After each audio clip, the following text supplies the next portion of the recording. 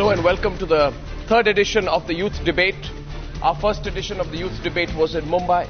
Our second edition of the Youth Debate took us to Bengaluru.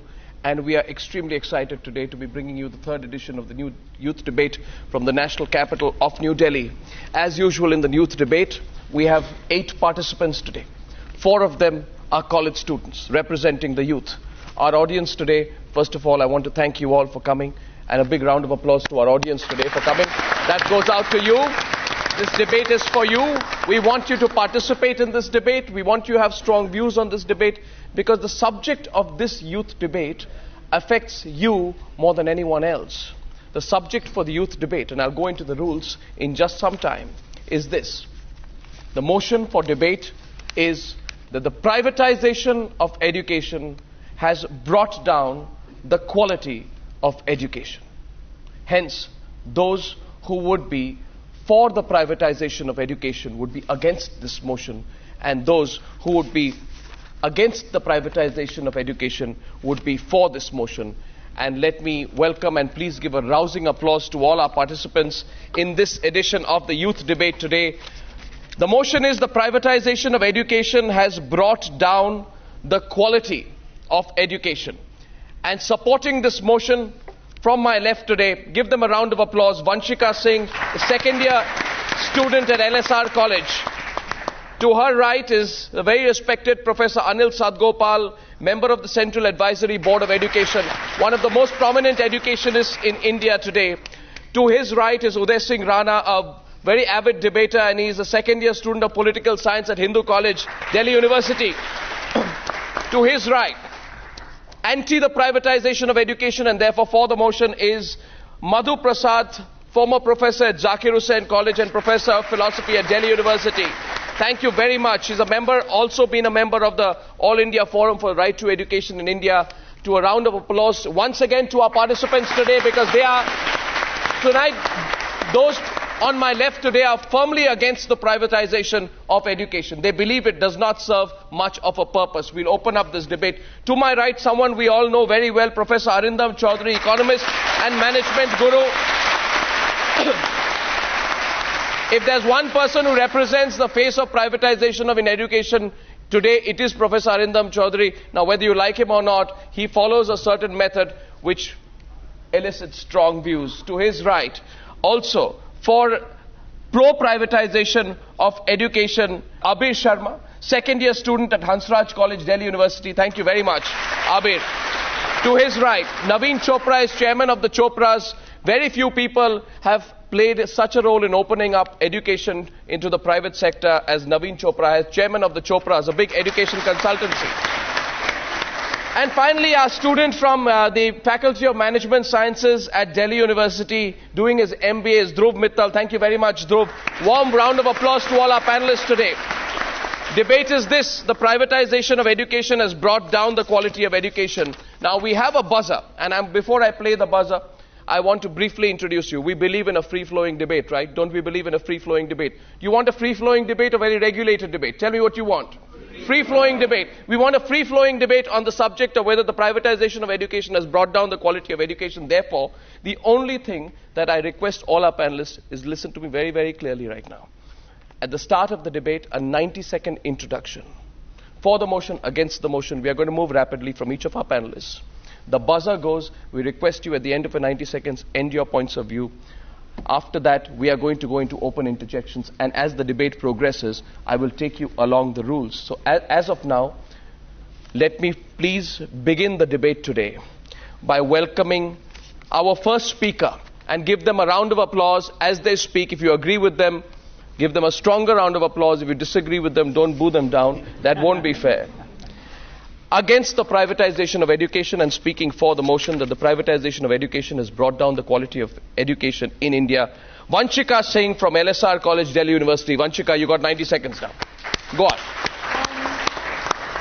I think when we're talking about privatization and interlinking it with quality of education, I think the main burden, so as to say, that comes from this side is actually to do with when privatization has a high propensity to turn into gross commercialization. And that is when I think the quality really suffers, right? Not to deny the fact that in something like education in a country like ours, is it even right in its essence or not, right? And I think when that sort of leads to your suffering in terms of equality, right, in terms of who gets that education and who does not get that education, I think there is where we have a problem, where you're sort of trimming the branches when your roots are not strong. And that is where I think I have a major problem with privatization of education. Well, thank you very much. You've kept to your time. That happens very rarely, let me tell you, in debates these days. Does the privatization of education inevitably mean the commercialization of education? Hasn't privatization turned education into an industry? Has it made it into a money-minting industry? Our second speaker, who would presumably take on that point of view, is Dhruv Mittal from FMS Delhi University. Go ahead, Dhruv. Okay, before we jump into any hasty conclusions, let us consider these facts. You go to any government website, they're going to tell you that India is 80+% literate. What they don't tell you is that that two very reputed surveys conducted by international agencies show the fact that students who study at a class 5 level in India actually have the level of a second year, have a standard of a student who's studying in the second standard. They also don't tell you that the deplorable standards of the mathematics and science aptitudes of Indian students. So the question is that you have to see the problem from a ground up level, right from the primary level, right up to your postgraduate level. And what I see is that yes, there are a few good state-run institutions, I'm not denying that fact, and on the same side you have some very good privately run institutions as well. But in the education sector, particularly at your schooling level, the state is deplorable in most of the state-run schools. In a lot of your graduation courses and your post-graduation students, the state is not able to meet the standards that are required today. So the question is that has privatization actually reduced the quality? I don't really think so. Why aren't you in a private institute, Dhruv? I did my graduation from a private institute. I did it from BITS Pilani, Goa campus. So I am from a private institute and I have seen the best of both worlds. So I'm not saying that state-run institutions are bad or private are commercialized. The question is that it depends on a case-on-case basis. And if you are going to make a generic statement that a private institution reduces the quality of education, I do not agree to it. Fantastic. Thank you very much, Dhruv, for introductory comments. Is better education a privilege of the rich? Doesn't the fee structure, let's talk about the fee structure, does it put this kind of education out of the reach of a number of Indians? Professor Anil Sadgopal, your turn is next, sir, speaking for the motion. Go ahead, sir. Three issues I want to raise. First, the agenda of destruction of public education system in the country, which got formally initiated in 1991 with globalization under World Bank dictates, when a whole program of the decade of 90s was undertaken under district primary education program to destroy the public funded school education system, on which I'll elaborate later. And after 90s began the program of World Trade Organization and GATS, WTO GATS agenda, to destroy the higher education system. And what I think is probably not correct to say is privatization, which we are talking about. We are actually talking about financialization of education system. Second issue, this financialization of education system has increased both inequality and discrimination, which is against the constitutional obligation of the state, that is Article 14 and Article 15. Today we are in a situation when only 8% of the Dalits and only 6% of the tribal children and roughly 8 to 9% of the Muslim children and OBC are able to graduate from class 12, and they are the only one in the weaker section of society, constituting 80% of India, who become eligible for higher education. My third issue is about quality.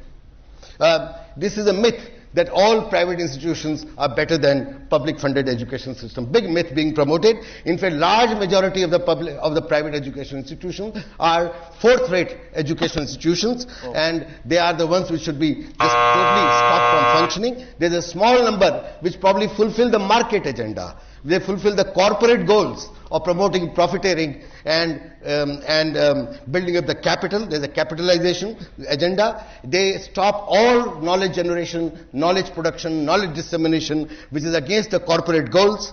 They provide an education system which builds up a docile docile workforce for the global market. And this is what we have to oppose. Buzzer's gone. You've made a number of very strong comments. Professor Arindam Chaudhary and Naveen Chopra are listening to you. They're glaring at you as you speak. Naveen Chopra, your turn. Do you think Professor Sadgopal has made broad generalization? Or is he right that the business of education, which people like you represent, has overtaken the social motive behind education? Naveen Chopra.